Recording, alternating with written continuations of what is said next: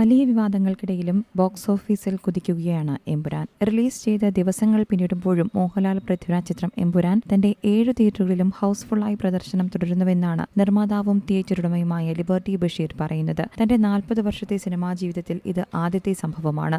വിമർശകർക്കുള്ള മറുപടി കൂടിയാണ് എമ്പുരാന്റെ ഈ വിജയമെന്നും ലിബർട്ടി ബഷീർ സമൂഹ മാധ്യമങ്ങളിൽ കുറിച്ചു. തന്റെ 40 വർഷത്തെ സിനിമാ തിയേറ്റർ ജീവിതത്തിൽ ആദ്യമായാണ് റിലീസായിട്ട് 5 ദിവസവും എന്റെ 7 തിയേറ്ററുകളിലും ഹൗസ്ഫുൾ ഷോയോടെ നടക്കുന്നത്.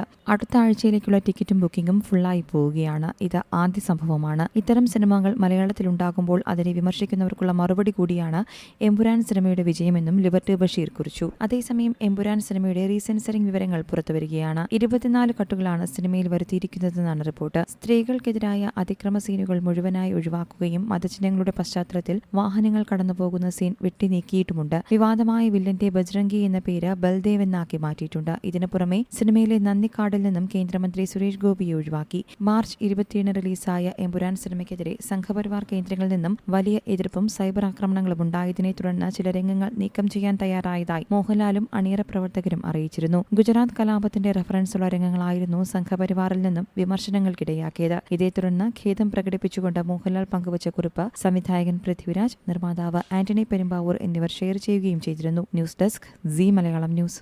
ഏറ്റവും പുതിയ വാർത്തകളും വിശേഷങ്ങളും വിരൽ തുമ്പിലറിയാൻ സി മലയാളം ന്യൂസ് എല്ലാ ഡിജിറ്റൽ പ്ലാറ്റ്ഫോമുകളിലും ലഭ്യം.